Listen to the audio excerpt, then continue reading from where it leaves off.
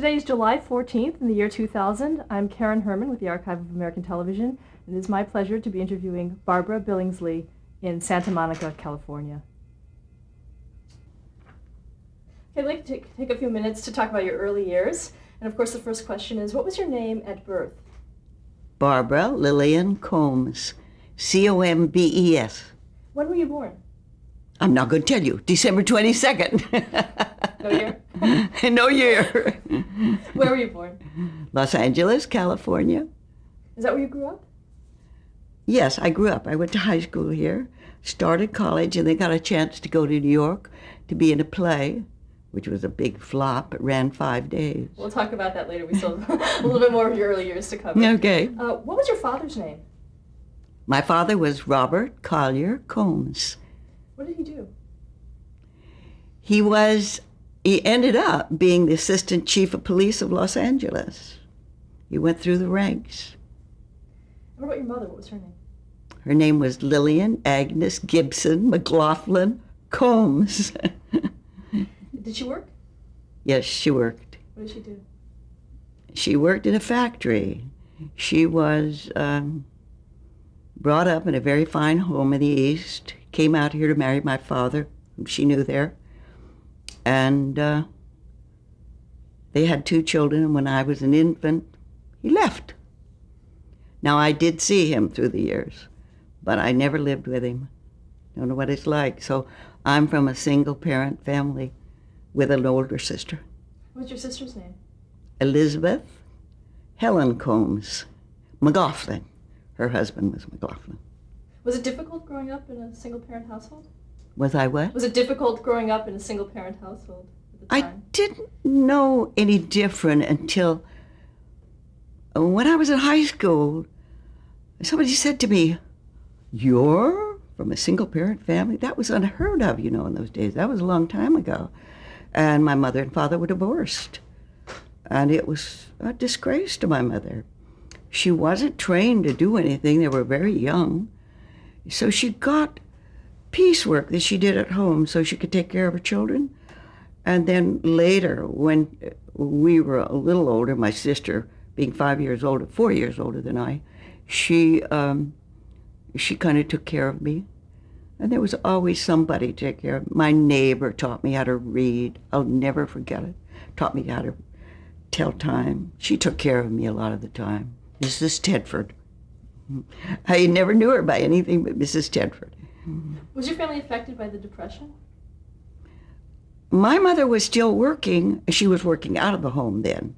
And no, we did not feel it that much because, and I know how horrible it was, but we didn't feel it that much because she by then she worked at a sweater factory. She had gotten, so she knew all about sweaters. She was now a cutter, and so she was paid the same amount of money. She never lost her job. So, no, it did not affect us. It affected my aunt, who had 2 children, and my mother helped take care of them. So, what were your hobbies when you were growing up? My hobbies? I used to play tennis. I was lousy, but I loved it. You used to put a quarter in a meter, and the lights would come on, and you could play at night. And my sister married somebody she met on a tennis court, Robert McLaughlin, and they were married for so many years before she died. It was great, great. He was always part of the family.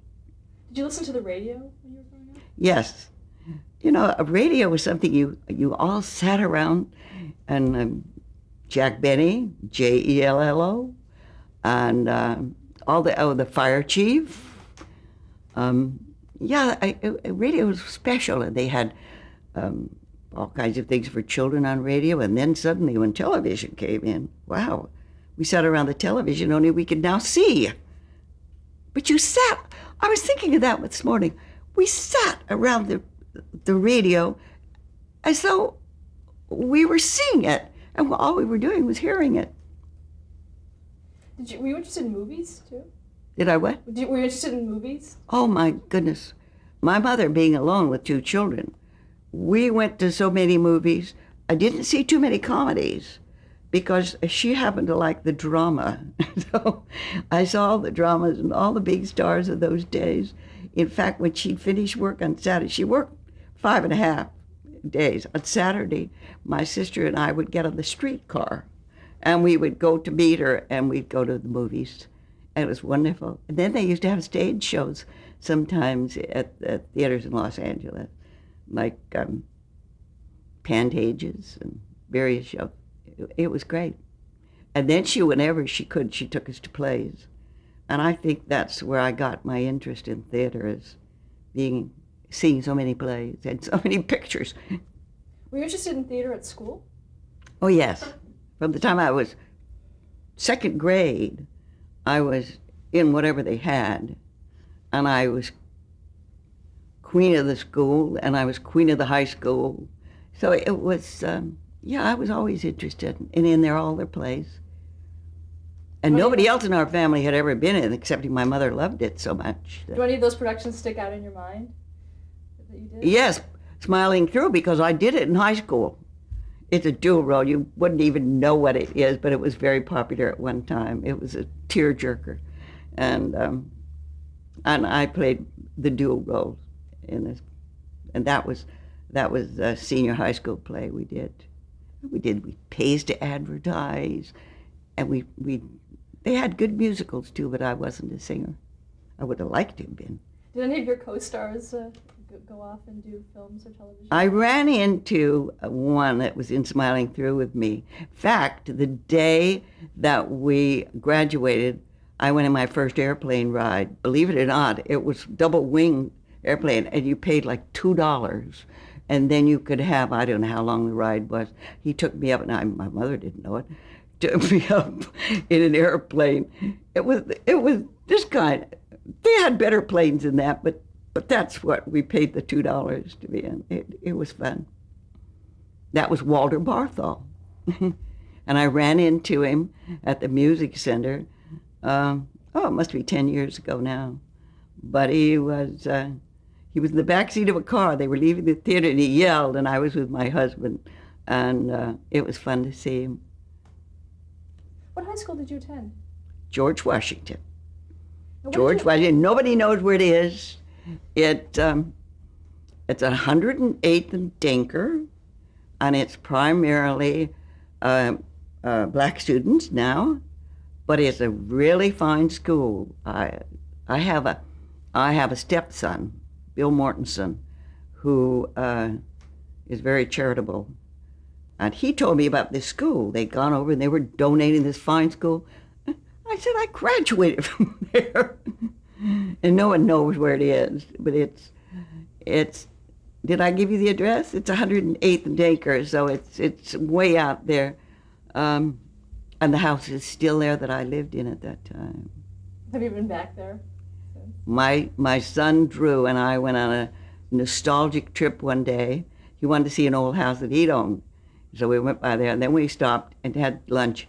And I said, how would you like to see a piece of property our grandmother left us?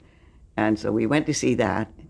And then I said, how would you like to see where I lived? Well, I never dreamt the house would still be there. And the house was still there. And I moved there when I was about 5 and left after high school.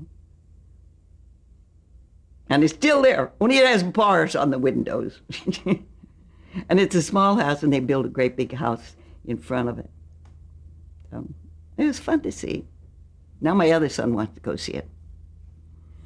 So what did you want to do after you graduated from high school? I wanted to be an actress. I always wanted to be an actress. And as I said earlier, I got a chance to go to New York after I'd only gone a short time to college, to go to New York to be in a play. What college was that? LAJC, it was called then. Now it's Los Angeles City College, is it? Mm-hmm. So you got a chance to go to New York. How did that come about for you? Well, it was through this play that I had a chance to go and be in it. And I was young, and why my mother let me go, I was as innocent as the driven snow. And nobody told me one thing about living, not like today. And there I am. I went with an older woman. and I was in the play, but it only lasted this short time. And then my mother came from New York, so she came to New York so I could stay there if I wanted to. So that's how I ended up there. No more plays, though. I did some on the road, but not out of New York. Now, what play was that? It was called Straw Hat Review. It wasn't Review. It was Straw Hat, and everybody thinks it's Straw Hat Review, but it wasn't. That was a success. So you're in New York. So what did you do next? Then I got a job modeling, and I was pretty dumb. I didn't really know what I was doing, but they taught me, and it was Foxy Sondheim, and she's the mother of Stephen Sondheim, and they owned a dress house called Herbert Sondheim, and she was the designer. Very fine clothes. And then I worked at Chez Ninon, and for the first time saw the Duchess of Windsor, because she bought all of her clothes there. And I worked for Hattie Carnegie, a fine dress house. But I ended up getting married to Glenn Billingsley and moving to Florida. So I lived in Key West. And who was Glenn Billingsley? He was Sherman Billingsley, if you know the Stork Club. He was his nephew, and he worked at the Stork Club. That's how I got the name Billingsley. That was, I started acting after I was married to him, really. So that's how I got the name. I just used Barbara Billingsley. Now, were you working in Key West at all when you moved to Florida? Was I what? Were you working in Key West at all when you moved to Florida? No, I was very pregnant. I got married there and then got pregnant quite quickly. And that's my son, Drew. He was born in Coral Gables, Florida. And did you want to continue? Did you want to start right away? I was happy. I've had many facets to my life. Everybody's story is different, how they start in their careers. And truly, I had already had 2 children before I was under contract to MGM. I unfortunately was divorced from my first husband. But no, it was, I was happy for a while. It wasn't a great marriage. It was a mistake. But I did get 2 fine sons. Now, how did you come back to Los Angeles? I came back with Glenn before Glenn was born. That's the younger boy. And then when he was about 5 weeks old, I decided I had to do something.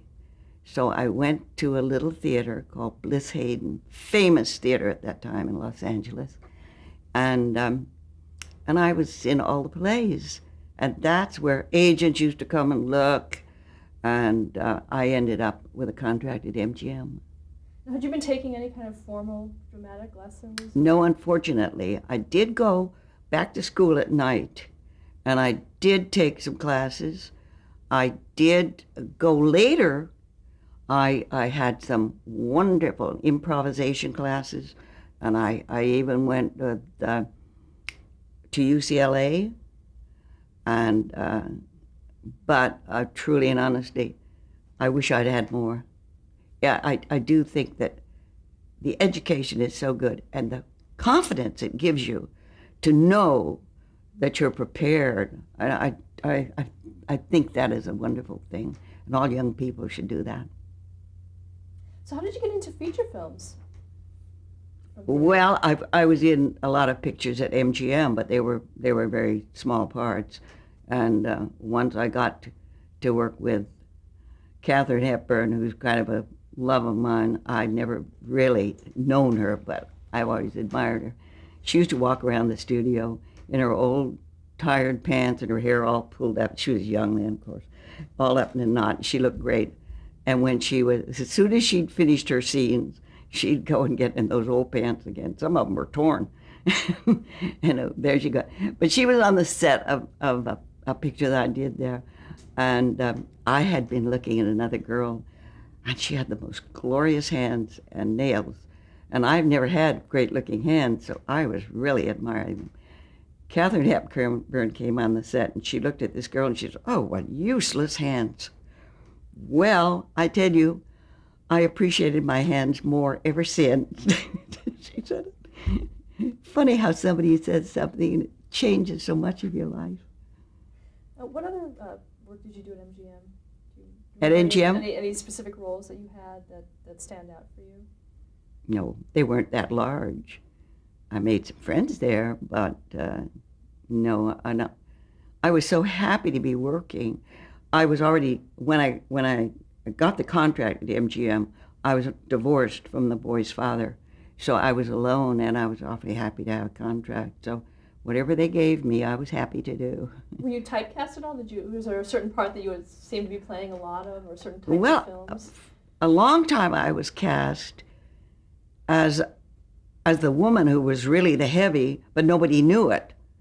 So it was casting, and suddenly I was the surprise that I was the guilty one, like in a mystery or something. I was the one that did the murder. Nobody suspected me. It was interesting. It was a chance to play other roles too. Did you find yourself being recognized on the street? Oh yes, yes. People are very kind. Lots of fan mail still. Would you believe it? A couple of the films that you did, there's one called The Tall Target that you worked on. Tall Target. Do you remember that one? Who was in it? I don't know who was in it, but you played a young mother who ran into Abraham Lincoln before his assassination. Do you remember that? Don't remember. Okay. Also, you appeared in Excuse Three me. Guys Named Mike. Three Guys Named Mike. Yeah, that was Katharine Hepburn and Dick Tracy, Spencer Tracy. Wasn't that? Am I right? I have Jane Wyman. Jane Wyman, yes. I played, we were all, got a picture, we were all airline stewardesses. And I can remember there was something wrong with the plane, and we all had to jump out, and we had to jump about 6 feet under mattresses. And as we went, we called Geronimo! So, yeah, that was with Jane Wyman, that's right. Okay, let's talk about the first time that you saw television. Do you remember the first time you saw it? I saw it in 1937 when nobody had ever seen television. It was in New York.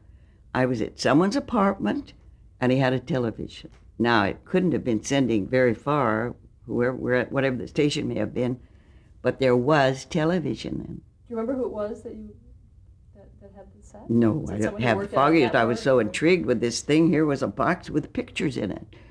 And I said 37, but I want to qualify that because I'm not sure.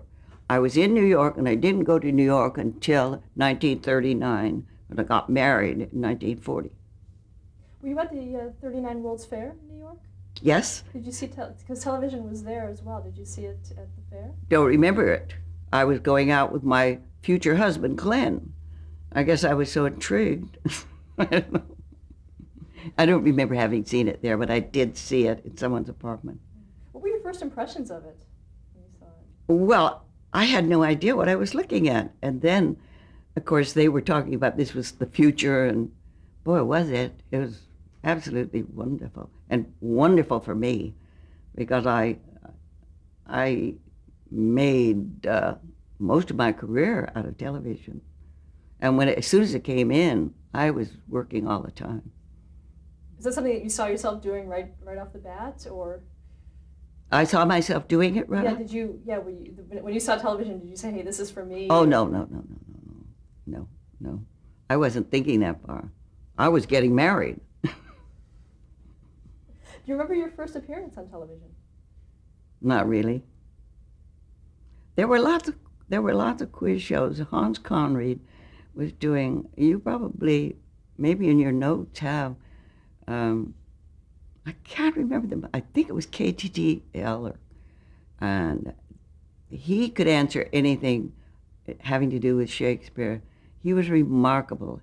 Everybody loved to listen to that show because of Hans Conried. You don't know who Hans Conried is, but he did a lot of work. Played Nazis a lot of times. Let's talk about some of the work that you did, particularly on Schlitz Playhouse of the Stars. Can you describe that experience for us? You mean 4-star? Oh, Schlitz Playhouse of the Stars. Oh, Schlitz Playhouse of the Stars. Well, I worked, Bill Self was the producer. My husband, at that time, I had remarried. He directed some of the shows. I was in the first one, which was called Barrow Street, and there were more stars playing. And I was talking to Bill Self yesterday. He said that they made those shows for $27,500 an episode. No star was paid more than $2,500. And if you're with a star, you got $1,000, and then way down. And they had Anne Bancroft. They had Sterling Holloway, not Holloway. I worked with him too. Sterling Hayden, Charles Bickford. Gosh, what are some of the others?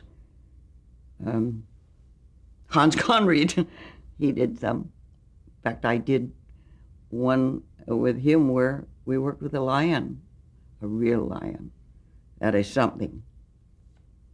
What happened during that production? Well, they would feed this thing, and it would be a dishpan like that of milk that this cat would lick up. He put his teeth through a sofa, big leather, heavy sofas. His teeth would go right there. Well, Hans is lying down on the couch, and he's supposed to be resting, and there's a fire, and the lion is supposed to pull a blanket. When he got a little deeper than that, and he got his teeth a bit into Hans. Well, I'm telling you, Hans was out of that chair and across the set before you could figure it out. And you know, the crew, they were all in cages. They weren't working with the lion. They weren't taking... It was an amazing thing. I did 2 shows with the lion. Was this live? No, they weren't live. They were Schlitz. Schlitz Playhouse of Stars. No, I did a lot of live, though. Do you remember anything else about the Schlitz Playhouse of Stars? How the rehearsals went? And Schlitz Playhouse? Mm-hmm. You didn't rehearse. You rehearsed when you were on camera and you'd had your script, but you didn't rehearse per se. You'd rehearse and then shoot. But it was shot just like a movie. Now, many things then were shot with 3 cameras and with a live audience. I guess that didn't happen really until, teleprompters were in and everything. But I did a lot of live that went right out. There was no tape. There was nothing to help you. In fact, I worked with Ethel Barrymore on Climax. Am I getting ahead of my time? We'll be talking about Climax a little. Okay, we'll talk about that a little later. So Schlitz. No, it was done just like a movie is done. So you learned your scenes and you did the scenes, you know. They might be out of order, but you did them just like a movie. So, and you could redo them if didn't, sometimes you did them a whole lot of times. And you said your second husband worked on the show as well? He did. He worked on Schlitz, and he worked on 4-Star Playhouse. He was an Englishman, and he come here to direct a picture, and then he got into television. What was his name? Roy Colino, and he died very young. We'd only been married 3 years when he had a heart attack and died. Now, did he cast you in a lot of these roles? No. Or? No. The casting people cast you. No. Can you talk about some of the producers of Schlitz Playhouse of Stars? The producers of what? Of Schlitz Playhouse of Stars. The producers? Yeah. Did you work with Joseph Nahr at all? Yes, I did, but I can't remember what. I don't think it was on Schlitz. I think we did a movie together. And yeah, I don't think that was Schlitz. But you know that's a long time ago. Let's get a little fuzzy and all mixed up. Okay, we know you remember William Self. What can you tell me about Oh, him? Bill Self, he was the producer of all of the shows. And they made 208, and they made 1 a week. And it went right on through the summer and everything that they did these shows. And I had a good time yesterday telling him, we beat, because we made 234 of the Beavers, and he'd made 208. How many of the Schlitz Playhouse of Stars do you think you were on? I think I was on the 2 lion ones. I was on one with our president, Ronald Reagan, our former president. A very nice man, by the way. I followed his career so long before he was governor and then president. Can you talk about working with him a little bit? I know that you worked on 2 episodes. The Doctor Goes Home was one of them, and the other one is The Jungle Trap. That's right. We wore pith helmets. And yeah, it was a fun one because we were supposed to be out in a big jungle. We only had a small jungle, but we'd keep making circles around the jungle. It's surprising how you could improvise those days. And then you also worked on Some Delay at Fort Bess. Oh yes, Hayden. that was Sterling Hayden. We laughed so at the name because there was a what did I say? Something about blue feather. Something was so silly. So Blue Feather is bluffing? Yeah, we think blue feather is bluffing. Well, I think they changed the name of blue feather to something else, but it was kind of fun. No, it was good days. They were good days, and that wasn't a pressure. That was making like a movie. Only you were making a half-hour one. The live was. When we get to that, I'll talk about pressure. Okay, how about 4 Star Playhouse? Oh, 4-star was 4 stars. It was Dick Powell, David Niven, and Charles Boyer. And the 4th one was Dawn Sharp, who was the producer. And so often people thought it was Ida Lupino because she did so many of those shows, but she was not one of the 4 stars. And I worked with David Niven on a couple of those, and I worked on with Dick Powell, never with Charles Boyer, and I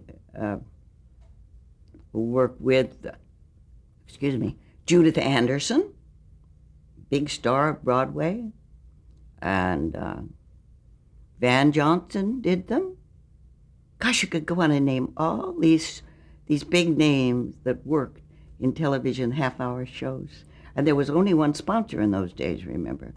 The other day I was looking at television, I counted 8 sponsors. And you were freer in those days to do television. People could submit scripts from around the country, and you had to be careful of plagiarism, of course, but they did get some artistic shows and some things where today it seems to be all business. It's businessmen running it, and how much a show hardly gets a chance to stay on if they don't have an audience right then. And they don't make anywhere near as many as we did. We made, I'm referring again to Beaver, 39 a year we made. Mm-hmm. Okay, let's stop here to change the tape.